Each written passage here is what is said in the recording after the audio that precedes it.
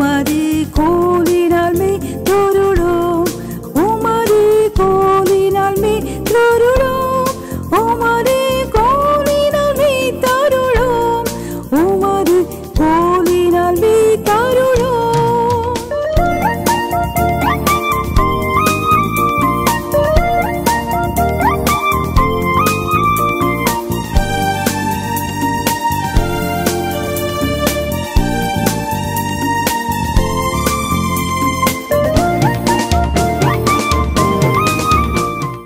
என்னால் முடியும், என்னால் முடியும், எல்லாவற்றையும் செய்ய என்னால் முடியும்.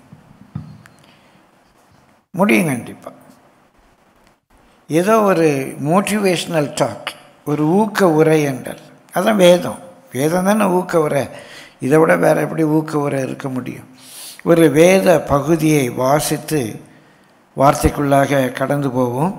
சங்கீதம் 18:29 வாசியுங்கள். சங்கீதம் 18:29 35 முடிய வாசிப்போம். உம்மாலே நான் ஒரு சேனைக்குள் பாய்ந்து போவேன், என் தேவனாலே ஒரு மதிலை தாண்டுவேன். என் தேவனாலே ஒரு மதிலை தாண்டி. உம்மாலே ஒரு சேனைக்குள்ளே பாய்ந்து போவேன், உம்மாலே ஒரு மதிலை தாண்டுவேன்.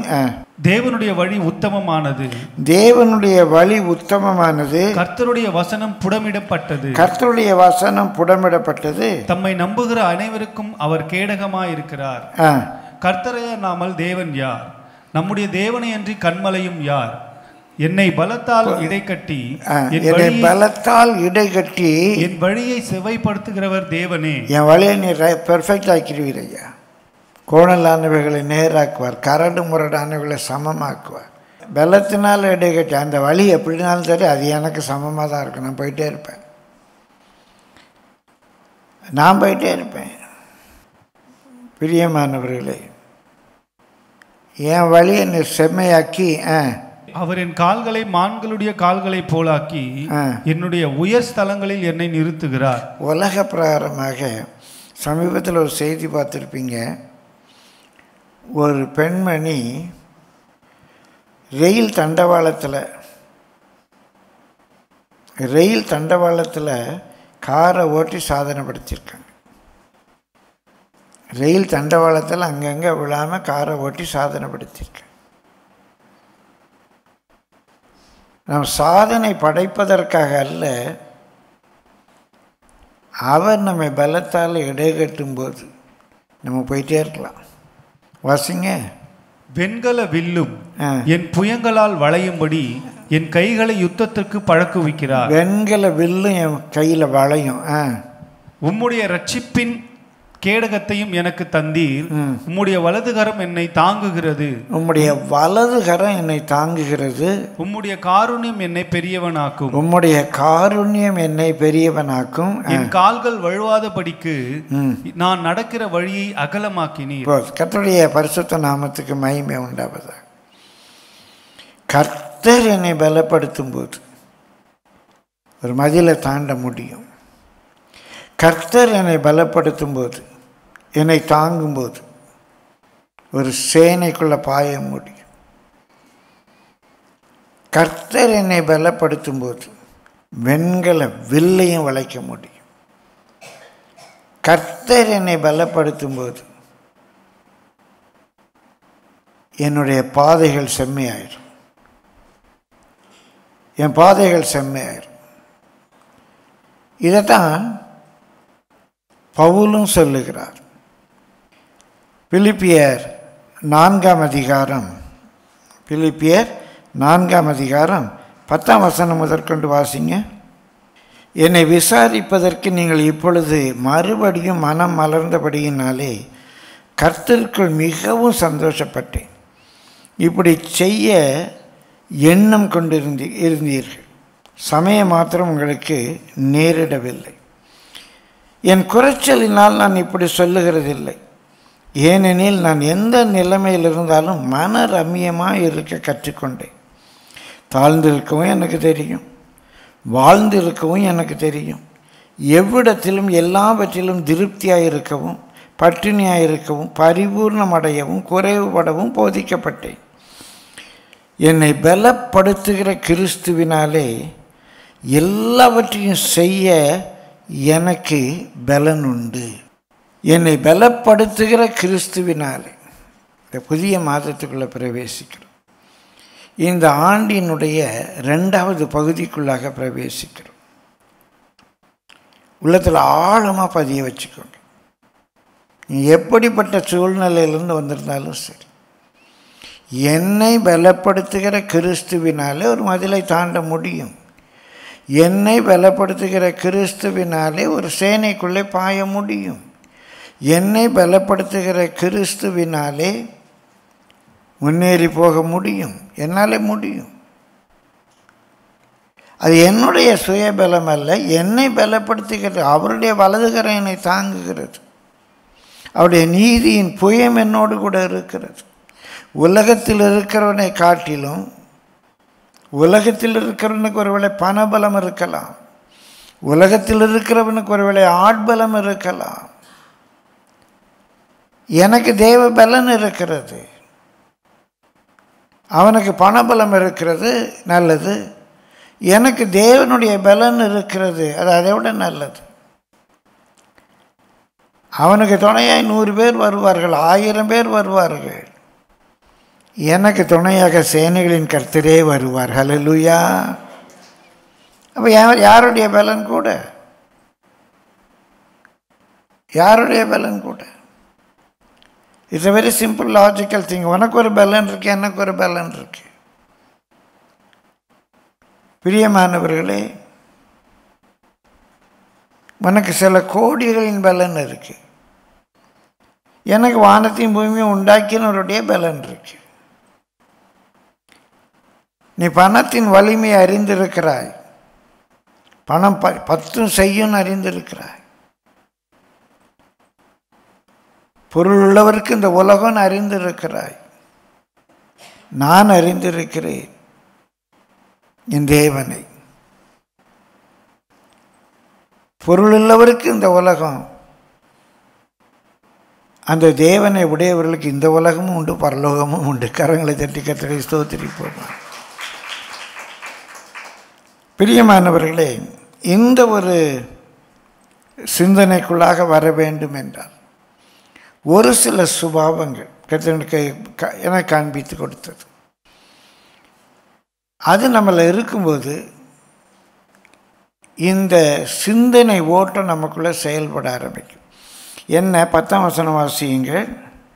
என்னை விசாரிப்பதற்கு நீங்கள் இப்பொழுது மறுபடியும் மனம் மலர்ந்தபடியினாலே கர்த்தருக்குள் மிகவும் சந்தோஷப்பட்டேன். முதல் குறிப்பு, பிரியமல்ல, இந்த ஒரு ஜெயஜீவியம் நமக்கு வேணும்னா ரிஜாய்சிங் இன் த லார்ட். கர்த்தருக்குள்ள ஒரு சந்தோஷம். நம்ம எமோஷன்ஸ், தலை சுற்றுது, ஏதோ ஒரு நியூஸை கேட்டோன்னா தலை சுற்றுது. அப்போ என்ன? உள்ள சுரப்பிகளில் ஏதோ மாற்றங்கள் வருது. ஏன் நான் ஒரு உணர்ச்சி வசப்படும்போது, ஒரு செய்தியை கேட்கும்போது அப்படியே தலை சுற்றுது? அங்கே உள்ள என்னமா நடக்கு? ஏதோ ஒருத்தர் ஏதோ ஒரு வார்த்தை சொல்லிட்டாங்க, இல்லை சில காரியங்களை கேட்டால் நெஞ்சு எரியுது, படபடக்கு. எல்லாம் என்ன? உள்ள சுரப்பிகள். குடல் கொதிக்குது, வயிறு புரட்டு சொல்கிறோம் இல்லையா, எலும்பு குடையுது, படபடக்குது. எல்லாமே உணர்ச்சிகள் தானே.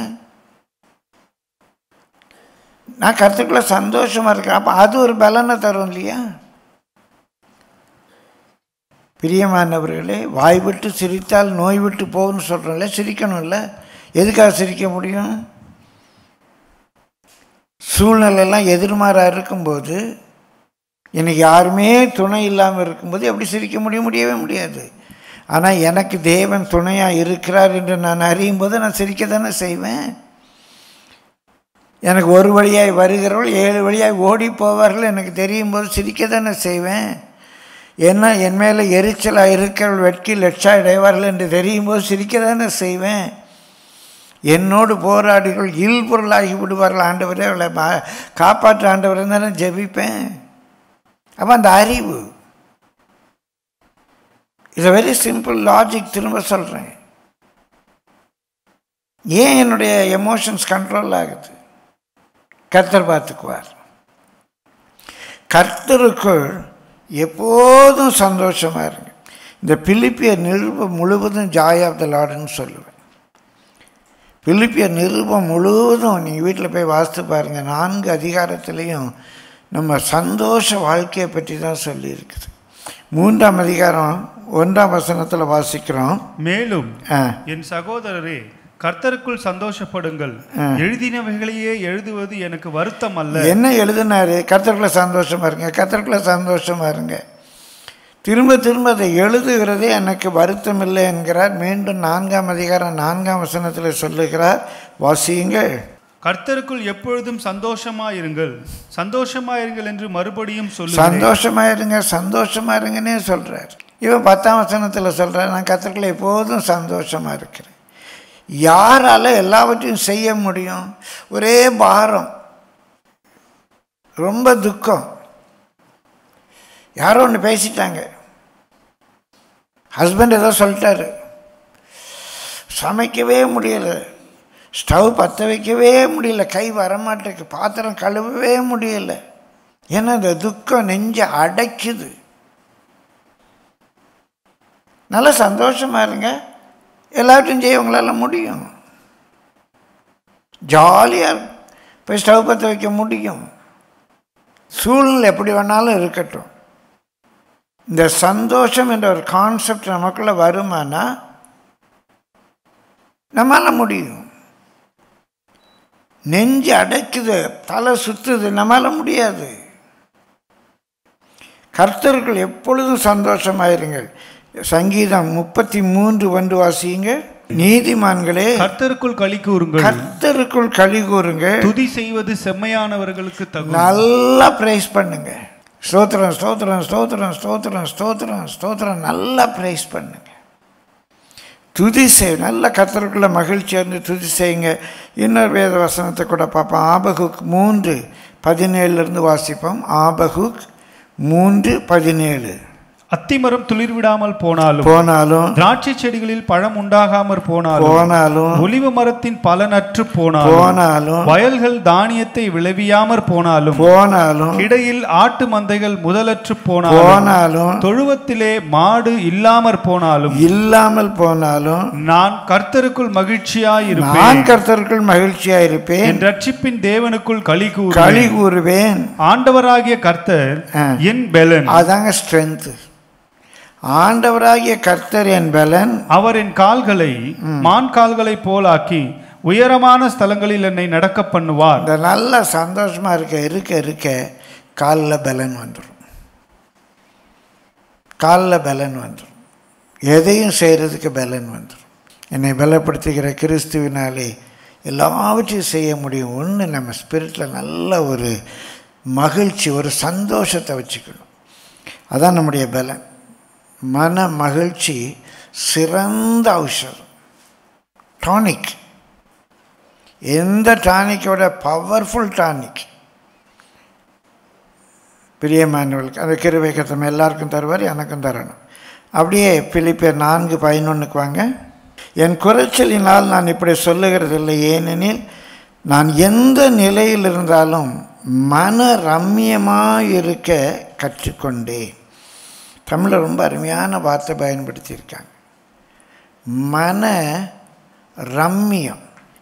ஆனால் எனக்கு இந்த தமிழ் வார்த்தை ரொம்ப பிடிச்சிருக்கு. ஏன்னா அங்கே ரம்மு இருக்குது பார்த்தீங்களா, ரம்மு. அதனால் அப்படி ரம் குடித்த மாதிரி தான் இருக்கணும். அவன் ரம்மை குடித்து அப்படி இருக்கான். நம்ம பரிசுத்தாவியில் நிறைஞ்சடி இருக்கிறோம். பரிசுத்தாவியில் நிறையிறதை பற்றியே சொல்லும்போது, அவர்கள் மதுபானத்தினால் வெறி கொள்ளுகிறது போல நீ பரிசுத்தாவினால் நிறைந்து. அப்படிதாங்க அவங்க பரிசுத்தாவியில் நிறைந்து இருக்கிறத பார்த்த ஜனங்கள் என்ன நினச்சாங்களாம், இவங்கெல்லாம் தண்ணி போட்டிருக்கான் அப்படின்னு நினச்சாங்களாம். எல்லாம் பார்க்குறாங்க, அவங்க பரிசுத்தாவியில் நிரம்பி அப்படி ஆஹாஹான்னு சிரித்து அந்நிய பாஷை பேசுகிறாங்க. பார்த்தவன்லாம் யோசிக்கிறான், சே என்னடா இவெல்லாம் தண்ணி அடிச்சிருக்கானா. பாஸ்டர் சொல்லுவார், ஜபிக்கும்போது அப்படி ஜபக்குறிப்பை சொன்னோன்னு எப்படி ஜபிக்கணுமா, ரம் குடித்த குதிரை மாதிரி ஜபிக்கணுமா. ரம் குடித்த குதிரை எப்படி இருக்குன்னு எனக்கு தெரியாது, சுந்தரைய சொல்கிறது எனக்கு தெரியும். பிரியமானவர்களே, மனதில் ரம்மியம், ரம்யம்னா அந்த ரம்மல்ல, ரம்மியம் என்று சொன்னால் ஒரு ஒரு அழகு, ஒரு அமைதி, ஒரு சாந்தி சொல்லுவாங்க இல்லையா, அந்த மலை அழகு, அந்த ரம்மியமாக இருக்குங்க. அந்த வீடு அமைப்பு ரம்மியமாக இருக்கு. தமிழில் அருமையான சொல் ரம்மியமாக இருக்கு. ஒரு 2 நாள் அங்கே அந்த ஹாலிடே ரிசார்ட் போயிட்டு வந்தோம். அந்த விடுமுறைக்கு அங்கே போயிட்டு வந்தோம். அங்கே போயிருந்த ஒரு 2 நாளுங்க அந்த ரிசார்ட்டில் தங்கியிருந்தோம். ரொம்ப ரம்மியமாக இருந்துச்சுங்க. சொல்கிறாங்கல்ல, ரம்மியம், மன ரம்மியம். 2வது, நம்முடைய வாழ்க்கை ஆசீர்வாதமாக இருக்கணும்னா எல்லா சூழ்நிலையிலையும் இப்படிப்பட்ட ஒரு மன ரம்மியம் வேணும். கர்த்தர் நம்ம எந்த சூழ்நிலை வைத்திருந்தாலும் சரி. பிரியமல்லைங்க அவர் சொல்கிறாரு பாருங்க, எந்த நிலையில் இருந்தாலும் மன ரம்மியமாக இருக்க கற்றுக்கொண்டேன். 1 தீமோத்தேயு 6:6 வாசிக்கிறோம். போதும் என்கிற மனதுடனே கூடிய தேவ பக்தியே மிகுந்த ஆதாயம். It's a great profit. பிரியமானவர்களே, அடிக்கடி என் உள்ளத்தில் ஒரு சின்ன தத்துவம் யோசிப்பேன். இல்லாதவைகளை குறித்து ஏங்குவதை விட, ஐயோ எனக்கு அது இல்லையே, எனக்கு அந்த ஊழியக்காரர் மாதிரி பெரிய சபை இல்லையே, எனக்கு அந்த ஊழியக்காரர் மாதிரி இப்படி உலகம் முழுசும் நான் சுற்றலையே, அந்த ஊழியக்காரர் மாதிரி எனக்கு இப்படி இல்லையே அப்படின்னு இல்லாததை குறித்து ஏங்குவதை விட, உங்களுக்கு ஏதோ ஒன்று இல்லை, அந்த இல்லாததை குறித்து ஏங்குவதை விட இருப்பதை குறித்து மகிழ்வது பெட்டர். எனக்கு ஏதாவது இருக்க. நான் இன்றைக்கு காலையில் கூட பொதுவாக வாகனத்தில் போகும்போது, அதுவும் இந்த இரவு வேளைகளில் இல்லை பகல் விடியும் முன்பாக வாகனத்தில் போகும்போது இந்த தெருவில் படுத்து தூங்குறாங்கள பார்த்து குடும்பமாக தெருவில் படுத்துருப்பாங்க. வேதனைப்பட்டிருக்க, அழுதுருக்கு. இன்றைக்கு காலையில் கூட அவங்களுக்காகலாம் ஜெபிச்சுட்டே வந்தேன். ஆண்டவரே, இவங்களும் நீங்கள் தானே இப்படியே ஜெபிச்சீங்க, நீங்கள் தானே படைச்சிங்க, இவங்க ரட்சிக்கப்பட்ட சபைக்கு வரணும். நம்ம சபைக்கு வந்திருக்காங்க, வர்றாங்க. பிளாட்ஃபார்மில் படுத்து சினிமா டிக்கெட், இதே சரவணா பாலாஜி தேட்டரில் டிக்கெட் விற்றுட்டு இருந்தவங்க இன்றைக்கு ஊழியர்களாக மாறி இருக்கிறாங்க. கதை செய்ய வரல.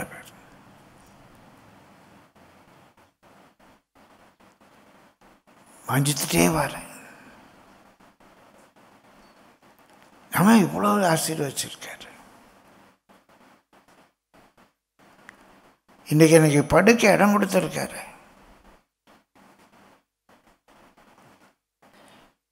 அவங்களையும் கர்த்தர் ஆசீர்வதிக்கணும். ஜெபம் பண்ண இல்லாதவைகளை குறித்து ஏங்குவதை விட இருப்பதை குறித்து துதிப்பது, இருப்பதை குறித்து மகிழ்வது உங்களுக்கு பெரிய பலனை தரும். எல்லா சூழ்நிலை அப்படியானா நமக்கு உயர்வு தேவையில்லையா? கர்த்தர் உயர்த்த வல்லவராக இருக்கிறார். ஐஸ்வர்யத்தை சம்பாதிக்கிற பலனை கர்த்தர் தருவார். கர்த்தர் நன்மை குறையப்பட விட மாட்டார். இப்படி திருப்தியாக இருக்கனால நன்மை இல்லாமல் போகாது. பிரியமானவர்களே, கர்மையால் ஆரம்பிக்கும்போது ஷெட்லாம் போட்டாச்சு. ஒரு மைக் வாங்க காசு கிடையாது. ஒரு ஐயா வந்து கேட்குறாரு, மைக்கிலே பேசி பழகிட்டீங்களே, 22, 23 வயதுலேருந்து மைக்கிலேயே பேசுகிறேன், இப்போ சபை ஆரம்பிக்கிறேன், மைக் வாங்க காசு கிடையாது. அன்னைக்கு சாயந்தரம் பிரதிஷ்டா ஆராதனை, அவர் ஒரு 1000 ரூபா கொண்டு வந்து கொடுத்தார். 1200 ரூபாய்க்கு 2 மைக் வாங்கிட்டு வந்தேன். 1200 ரூபாய்க்கு. அவர் வந்து கேட்குறாரு, ஒரு பத்தியானம், என்ன ஃபஸ்ட்டு மைக் வாங்கிட்டீங்களா? வாங்கிட்டேன். எவ்வளோ ஆச்சு? 1200. ஐயோ ஃபஸ்ட்டு என்ன, எனக்கு ஆண்டவர் 1200 கொடுன்னு சொன்னார், நான் ரவுண்டு 1000 ரூபா கொண்டு வந்துட்டேன், இருங்க பாஸ்டர் அப்படின்னு வீட்டுக்கு ஓடினார். திரும்ப வந்தார், ஒரு பெரிய பேங்க் ஆஃபீஸர். திரும்ப வந்தார், பாஸ்டர் உண்மையாகவே பெரிய மிராக்கிள், என்னென்ன அந்த 200 ரூபா காணும். எனக்கு ஆண்டவர் 1200 ரூபா கொடுக்க சொன்னார், நான் 1000 ரூபா எடுத்துகிட்டு வந்தேன். வீட்டில் போய் பார்த்தா அந்த 200 ரூபா நான் வச்ச இடத்துல காணும். நான் வேறு ஒரு 200 ரூபா கொண்டு வந்திருக்கேன். ஆண்டவர் எனக்கு ஒரு பெரிய பாடம் கற்றுக் கொடுத்தாருனார்.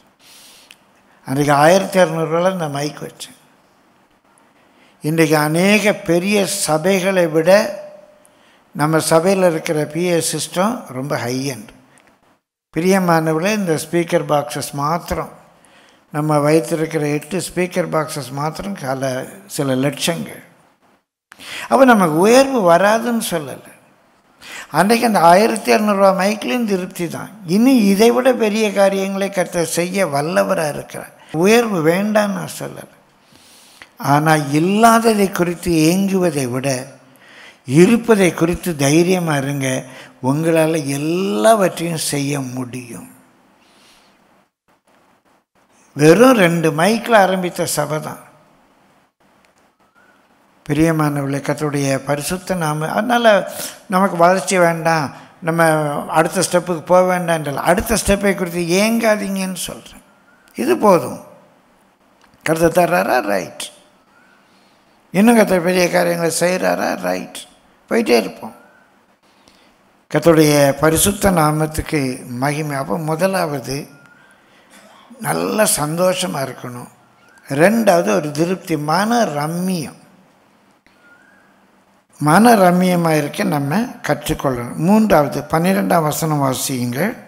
தாழ்ந்திருக்கவும் எனக்கு தெரியும், வாழ்ந்திருக்கவும் எனக்கு தெரியும். தாழ்ந்திருக்கவும் எனக்கு தெரியும், வாழ்ந்திருக்கவும் எனக்கு தெரியும். 3வது, நம்முடைய வாழ்க்கையில் ஒரு வெற்றி வாழ்க்கை வேண்டும், எல்லாவற்றையும் செய்ய வேண்டும் என்றால் வாழ்க்கை அப்படியே சமமாகவே இந்த பூமியில் இருக்குன்னு நினைக்கக்கூடாது. இப்போ கடல் நம்ம பார்க்க போகிறோம். கடல் பார்க்க போகிறோம். கொந்தளிக்குது, அப்படியே அலை அடிச்சுட்டு வருது. அந்த அலையில் போய் நிற்கணும்னு ஆசைப்படுறோம். ஒரு குட்டையில் தண்ணி அப்படியே அமைதியாக இருக்குது, ஒரு ரிஸ்க்கு கிடையாது. அப்படியே குட்டையில் தண்ணி அமைதியாக இருக்குது. எந்த மட்டையாவது அந்த குட்டையை பார்க்க போவானா? எதை நம்ம பார்க்க போகிறோம்? அந்த கடலை பார்க்க போகிறோம்.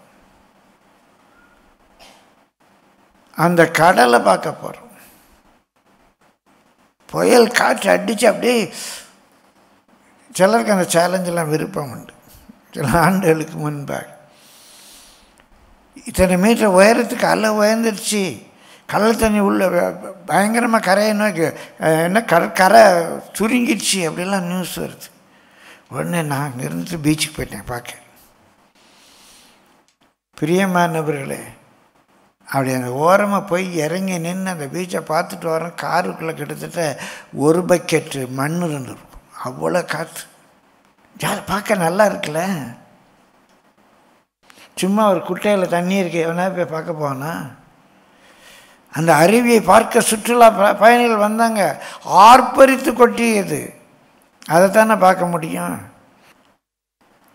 சும்மா ஒரு தண்ணி டேப்பில் விழுற மாதிரி சொட்டு சொட்டு சொட்டுன்னு விழுது, அதில் போய் குளிக்கிறது ஜாலியாக இருக்குமா?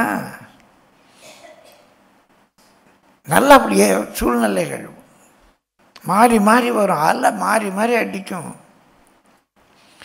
வாழ்ந்திருக்கவும் தெரியணும், தாழ்ந்திருக்கவும் தெரியணும். எல்லா சூழ்நிலையிலையும் நம்ம மேனேஜ் பண்ண கற்றுக்கொள்ளணும். நான் அன்றைக்கு பிள்ளைகளோடு சொல்லும்போது சொன்னேன், பிரியமானவரில் ஒரு நாள் ஒரு தொழிலதிபர் என்ன ஒரு ஹோட்டலுக்கு கூப்பிட்டு போயிருந்தார். ஒரு சிக்கன் நான் சாப்பிட ஆரம்பித்தோம். நான் சின்ன வயசுலேயே ஸ்பூன் அண்ட் ஃபாக் பயன்படுத்தி சாப்பிட்றேன். எங்கள் வீட்டில் எங்கள் அப்பா சொல்லி கொடுத்துருக்கேன். எனக்கு விவரம் தெரிஞ்சிருந்து யூஸ் பண்ணுவேன். அழகாக அந்த ஸ்பூன் அண்ட் ஃபாக்கை வச்சு, முள்கரண்டியை வச்சு அந்த சிக்கனை அழகாக சாப்பிட்டுட்ருக்கேன். அவருடைய அந்த தொழிலதிபர் பார்த்துக்கிட்டு இருந்தார். பார்த்துட்டு, ஒரு Pentecost pastor spoon and fork use பண்ணி, ஏங்க பென்டெகாஸ்ட்னா ஸ்பூனுக்கு என்னங்க சம்பந்தம்? பிரியமானவரில் ஒரு நல்ல ஸ்டார் ஹோட்டலில் போய் சாப்பிடணுமா, அழகாக சாப்பிட தெரியும். ஒரு நாள் நாங்கள்லாம் போகிறோம் இந்த புயல் சேதத்தோடு. ஒரு கையேந்தி பவனில் உட்காந்து அழகாக சாப்பிட்டுட்ருக்கேன். கூட வந்து ஊழியக்காரர் ஃபோட்டோ எடுத்து ஸ்டேட்டஸில் போட்டார். என்னோட கேட்க, என்ன நீங்கள் தெருக்கடையில் உட்காந்து சாப்பிட்டீங்களா? அதில் என்ன இருக்குது? என் தம்பி மற்ற காலங்க போகும்போதெல்லாம் தெருக்கடையில் தான் சாப்பிடுவோம். வாழ்ந்திருக்கவும் தெரியணும், தாழ்ந்திருக்கவும் தெரியணும். கையேந்தி பவன்லையும் சாப்பிட தெரியணும், ஸ்டார் ஹோட்டல்லையும் சாப்பிட தெரியணும். குறைவுபடவும் தெரியணும், நிறைவுபடவும் தெரியணும். எல்லாத்துக்கும் ரெடியாக இருக்கணும். எனக்கு இது முடியாது, இது முடியும். எல்லா சூழ்நிலைக்கும் நம்ம ஆயத்தமாக்கப்பட்டவர்களாக இருந்தால்தான் எல்லாவற்றையும் செய்ய நம்மாலே முடியும். ஒரு முறை ஒரு பகுதிக்கு நாங்கள் விசிட்டிங் போயிருந்தோம். பிரியமானவர்களே, விளிம்பு நிலையில் உள்ள மக்கள் வாழ்கிற ஒரு பகுதி. நம்ம விசுவாசி ஒருத்தங்க வீட்டுக்கு போயிருந்தேன். பக்கத்து வீடு, அது ஒரு குடிசை வீடு தான். அநேக ஆண்டுகளுக்கு முன்பு. எல்லாம் வேறு ஒரு மொழி பேசுகிறவங்க. இந்த வீட்டில் இருக்கும்போது பக்கத்து வீட்டு அம்மா, ஒரு அம்மா வந்து இந்த அம்மாட்ட என்னமோ கேட்கு. இந்த அம்மா கோபமாக அவங்க மொழியில் ஏதோ இல்லைன்னு சொல்கிறாங்க. தெரியுது, இது தெரியுது, இல்லைன்னு சொல்கிறாங்க. என்னம்மான்னு கேட்டேன். இல்லை உங்களுக்கு சாப்பாடு செஞ்சுட்டாலாம் அவங்கள கூப்பிட்றா, அப்படி திடீர்னுலாம் கூப்பிடக்கூடாது, ஐயெல்லாம் வரமாட்டாருன்னு சொன்னேன். செய்துட்டிங்களாம்மான்னு. அந்த அம்மா பக்கத்துட்டு அம்மா ஆமாங்கிறாங்க. நான் வரேம்மா அப்படின்ட்டேன். நானும் என் கூட இன்னொரு பிரதர் வந்திருந்தேன். 2 பேரும் போயிட்டோம். சாணி போட்டு மொழுகுன தர அதில் தான் உட்காந்துருக்குறோம். தையல் இலை சாப்பாடு போட்டாங்க. பிரியமானவர்களே, ஒரே ஒரு இந்த என்னது மண்ணெண்ணெய் விளக்கு, அந்த வெளிச்சத்தில் உட்காந்து சாப்பிட உட்காரு. விளக்கு அணைஞ்சு போச்சு. அவங்ககிட்ட தீப்பெட்டியும் கிடையாது. ஐயா, ராத்திரி 6 மணிக்கு மேலே தீப்பெட்டி கேட்டால் கொடுக்க மாட்டாங்களே அப்படிங்க. அதனால் நம்ம பரவாயில்ல சாப்பிடுவோம் அப்படின்னு ஏதோ ஜன்னல் வழியாக வந்த தெரு வெளிச்சத்தில் சாப்பிட்றேன். கை இலைக்கும் தரைக்கும் வித்தியாசம் தெரியல. மந்தரையில் அந்த சாணி போட்டு முழுகின தலையில் கையை வைக்கிறேன். இலையில் உப்பு வச்சுருந்தாங்க, தெரியாமல் உப்பு எடுத்து மொத்தமாக சாப்பிட்டேன். சந்தோஷமாக சாப்பிட்டேன். பிரியமானவர்களே, வாழை இலை போட்டு 16 வகை கூட்டு வச்சு அப்படியும் சாப்பிட தெரியும். எல்லாத்துலேயும் சந்தோஷமாக இருங்க. எனக்கு இப்படி தான் முடியும், எனக்கு இப்படி தான் முடியும் அப்படிலாம் சொல்கிறனால தான் வாழ்க்கையில் கஷ்டப்படுறோம். பவுல் எப்படி எல்லாவற்றையும் செய்ய முடிந்தது? பிரியமானவர்கள், மிக மிக முக்கியமான சூழ்நிலை. எந்த சூழ்நிலையிலேயும் ரெடி. அதான் அவர் சொல்கிறார். அந்த திரும்ப வாசிக்கிறேன். பிரியமானவர், தாழ்ந்திருக்கும் எனக்கு தெரியும், வாழ்ந்திருக்கும் எனக்கு தெரியும். அந்த நாலேஜ், அந்த ஒரு மன தெளிவு வேணும். அந்த நாலேஜ் எனக்கு தெரியும். அப்படியானால் எல்லாவற்றையும் செய்ய என்னாலே முடியும். எனக்கு வாழ்ந்திருக்க மட்டும்தான் தெரியும், தாழ்ந்திருக்க தெரியாது என்றாலும் முடியாது. எனக்கு தாழ்ந்திருக்க தான் தெரியும். ஒரு பாஸ்டர் சபை ஆரம்பித்தார். எங்கள் சபை ஒன்லி ஃபார் எஜுகேட்டட் பீப்புள்.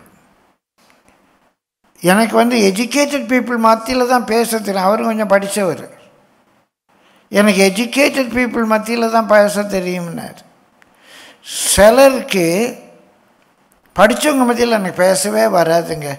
நானும் அந்த ஏழை மக்களோட தாங்க, என்னால் அப்படி அறிவுபூர்வமெல்லாம் பேச முடியாது. நான் தாழ்மையாக சொல்கிறேன், நம்ம சபையில் முனைவர் பட்டம் பெற்றவர்கள், பெற்றுக்கொண்டிருக்கிறவர்கள் நம்ம சபையில் இருக்கிறாங்க. எழுத படிக்க தெரியாதவர்களும் நம்முடைய சபையில் இருக்கிறாங்க. எல்லாருக்கும் பேச எனக்கு தெரியும். கரங்களை தட்டி கர்த்தரை ஸ்தோத்திரிப்போமா? அதான் எனக்கு தெரியணும். எல்லாத்துக்கும் நம்ம ரெடியாக இருப்போமானா நம்ம எல்லாவற்றையும் செய்ய நம்மாலே முடியும். குறிப்பில் சொல்லி கடந்து போகிறோம். 12ஆம் வசனம் தொடர்ந்து வாசியுங்க. தாழ்ந்திருக்கவும் எனக்கு தெரியும், வாழ்ந்திருக்கவும் எனக்கு தெரியும். எவ்விடத்திலும் எல்லாவற்றிலும் திருப்தியாயிருக்கவும், பட்டினியாயிருக்கவும், பரிபூரணம் அடையவும், குறைவுபடவும் போதிக்கப்பட்டேன். பிரியமானவர்களே, கர்த்தருடைய பரிசுத்த நாமத்துக்கு மகிமை உண்டாவது. முன்னால் சொன்ன ஒரு வார்த்தை தான், நான் கற்றுக்கொண்டேன் அப்படிம்பாரு. 11ஆம் வசனத்தில் நினைக்கிறேன், வாசிங்க. மனரம்யமாக இருக்க கற்றுக்கொண்டேன். இங்கே சொல்கிறாரு, நான் என்ன செய்யப்பட்டேன்? போதிக்கப்பட்டேன். எல்லாத்துக்கும் போதிக்கப்பட்டேன். திருப்தியாக இருக்க, பட்டினியாக இருக்க, பரிபூர்ணமடைய, குறைவுபட போதிக்கப்பட்டேன். ரொம்ப ரொம்ப வாழ்க்கையில் முக்கியமானது லேர்னிங். படிச்சுக்கிட்டே இருக்கணும். வாழ்க்கையில் படிச்சுக்கிட்டே இருக்கணும். பிரியமானவர்களே, ஆங்கிலத்தில் ஒரு சொற்றொடர் உண்டு, when you stop learning you stop growing. When you stop learning, you stop growing. If you stop growing, you start falling. If you stop learning, you stop growing. If you stop growing, you'll start falling. இப்போ நான் ஒரு பொருளை அப்படி தூக்கி மேலே போடுறேன். நான் போடுற அந்த உந்து சக்தியினால் அந்த பொருள் மேலே போகும். மேலே போயிட்டு அப்படியே நின்றாது. என்றைக்கு அந்த உந்து சக்தி அதில் இல்லையோ அந்த பொருள் கீழே விழ ஆரம்பிச்சு. மேலே தூக்கி போட்டேன், நான் போட்ட ஃபோர்ஸில் மேலே போச்சுது. அந்த உந்து சக்தி இல்லைன்னு அப்படியே அங்கே நிற்கலை. என்றைக்கு அந்த உந்து சக்தி ஜீரோவாகுதோ அது புவியீர்ப்பு சக்தி இழுக்க ஆரம்பிச்சிடும். நீங்கள் நல்லா படிக்க படிக்க படிக்க வளர்ந்துக்கிட்டே போவீங்க. என்றைக்கு படிக்கிறத நிறுத்தினீங்களோ அண்டையிலேருந்து விழ ஆரம்பிச்சிருவீங்க. அண்டையிலேருந்து விழ ஆரம்பிச்சிருவீங்க. படிப்பது என்பது வெறும் புத்தகங்களை மாத்திரமல்ல, புத்தகங்களை படிப்பது ரொம்ப நல்லது. குறிப்பாக நம்ம வேத புத்தகத்தை படிக்கும்போது, அன்றைக்கு வேத புத்தகத்தினுடைய தனித்தன்மையை குறித்து பேசிக்கொண்டிருந்தேன். ஒரு பெரிய நேஷ்னல் லீடர் 30 லட்சம் ஜனங்களுக்கு ஒரு விடுதலை கொடுத்து வனாந்தரத்திலே நடத்தி அவங்களுக்கு ஒரு சுதந்திரத்தை கொடுத்த ஒரு லீடர் எழுதினது. பிரியமானவர்களே, வாழ்க்கையின் பல சூழ்நிலைகளை பார்த்த ஒரு தாவீது போன்ற ராஜா எழுதினது. இயேசுவோடு கூட வாழ்ந்து நடந்து பார்த்து அனுபவத்தை பெற்ற ஒரு மத்தேயு, ஒரு யோவான் எழுதினது, ஒரு பேதுரு எழுதினது, ஒரு பெரிய ரோம குடியுரிமை பெற்ற ஒரு பெரிய தத்துவ ஞானி பவுல் எழுதினது. நான் சொல்கிறேன், இது சாதாரணமாக பரிசுத்தாவினால் எழுதப்பட்டார் என்பதற்காக மாத்திரமல்ல. இத்தனை பெரிய அறிஞர்கள் எழுதின புத்தகத்தை விட வேறு எந்த புத்தகத்தை நான் படிக்கணும்? எவ்வளோ பெரிய அறிஞர்கள் அவங்கெல்லாம் எழுதியிருக்கிறாங்க. படிங்க. எல்லாவற்றுக்கும் மேல் அவர்கள் பரிசுத்தாவினால் ஏவப்பட்டு எழுதியிருக்கிறார்கள். படிங்க. இன்னும் பரிசுத்தவானுடைய புத்தகங்களை படிங்க. நல்ல வாழ்க்கை நெறிமுறைகளை தரக்கூடிய புத்தகங்களை படிங்க. பாஸ்டர் சுந்தரையா சொல்லுவார், முள் எடுத்து மீன் சாப்பிட முடியுமானா மீன் சாப்பிடும்பார். அதே மாதிரி சில புத்தகங்களில் சில தவறுகள் இருக்கலாம். அந்த தவறை எடுத்து போட்டு அந்த புத்தகத்தை படிக்க முடியுமானால் படி. பிரியமான ஒரு பெரிய தத்துவ ஞானி சொல்லுவார், முதலாவது உனக்குள்ள கன்விக்ஷன் தான். நீ 1000 புத்தகங்கள் படித்தாலும் அந்த புத்தகம் உன் கன்விக்ஷனை மாற்றாது, ஆனால் அறிவை பெருக்கும்.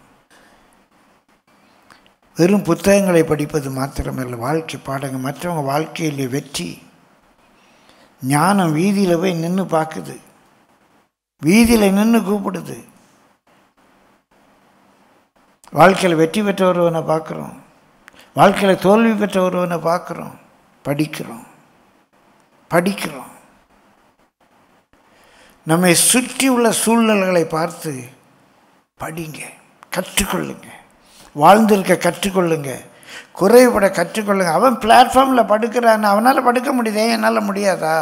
ஒரு சூழ்நிலை வருது. ஏதோ பிரியமானவர்களே, ஒரு பெரிய ரிட்ரீட் போயிருக்கிறோம். அங்கே எங்களுக்கு ஒரு ரூம் அரேஞ்ச் பண்ண சொன்னோம். நாங்கள் போகும்போது அந்த ரூம் ரெடியாக இல்லை. ரொம்ப களைப்பு, ஊழியத்தின் களைப்பு. அந்த ஐயாட்ட சொன்னோம், பிரியமானே, நான் பேர் சொல்ல விரும்பல, இன்றைக்கு ஒரு IAS ஆஃபீஸர் வந்து ரிட்டையர்ட் ஆகிருக்கிற அந்த ஐயா எங்களுக்காக நாங்கள் சொன்ன ரூமை பெருக்கி ஆயத்தம் பண்ண ஆரம்பித்தார். அப்போ அவர் அந்த பதவியில் இல்லை. ஐயா ஒன்றும் கவலைப்படாது பிரதர், ஒன்றும் கவலை இல்லை, எங்கள் அப்பா சொல்லாமல் போயிட்டாங்கன்னு நாங்கள் ரெடி பண்ணியிருப்போம். படப்படன்னு ரெடி பண்ணுறாங்க. நான் என்ன பண்ணேன் தெரியுமா? அங்கே ஒரு வைக்கப்படப்பு இருந்துச்சு. அந்த வைக்கப்படப்பு மேலே போய் படுத்தேன். நல்லா நிம்மதியாக தூங்கினேன். நல்ல பெட்டு, அது வைக்கப்படப்பில் படுத்து தூங்கியிருக்கேன். சில ஆண்டுகளுக்கு முன்பாக ரக்ஸால் ஊழியம் போகும்போது அங்கே இந்த கழிவறை வசதி வித்தியாசமாக இருந்தது. எனக்கு பழக்கம் இல்லை. 3 நாட்கள் நின்று கொண்டு சமாளித்தேன். பெருமைக்காக சொல்ல, உங்களை உற்சாகப்படுத்த சொல்ல. எல்லா சூழ்நிலையிலும் நம்ம கற்றுக்கொள்ளணும், இருக்க கற்றுக்கொள்ளணும். என்னால் முடியாது அப்படின்னு சொல்லக்கூடாது. எல்லாவற்றுக்கும் மேலாக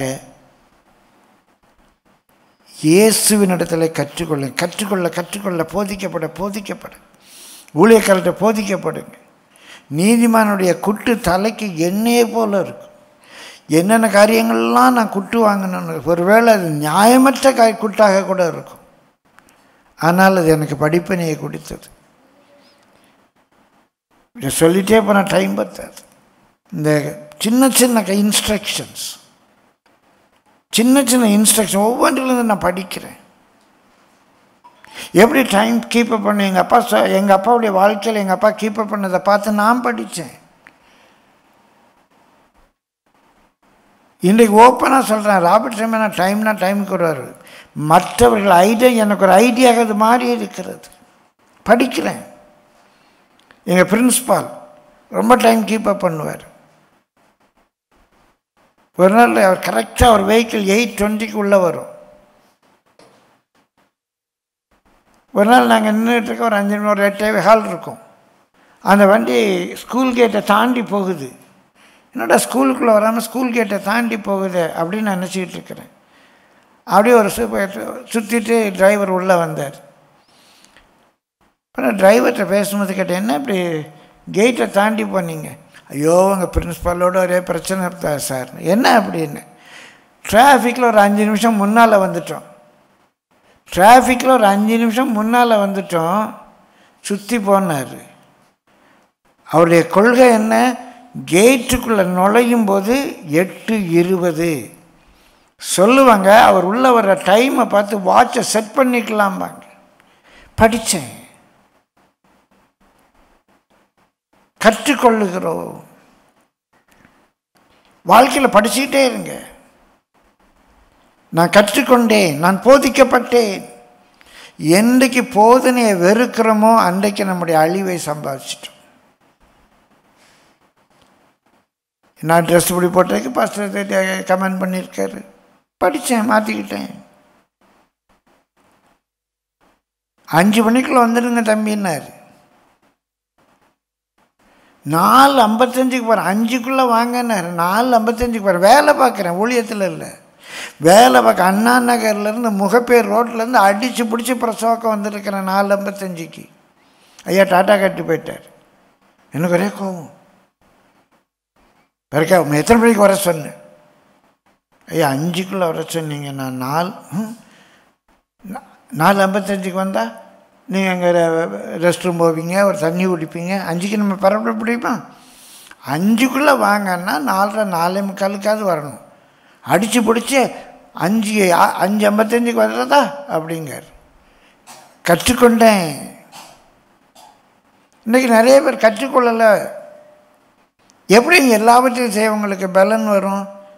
கற்றுக்கொள்வதினாலே, இயேசுவினிடத்திலிருந்து கற்றுக்கொள்வதனால. அதனால தான் இயேசு சொல்கிறாரு, கர்த்தருடைய பரிசுத்த நாமத்துக்கு மகிமை உண்டாவதாக.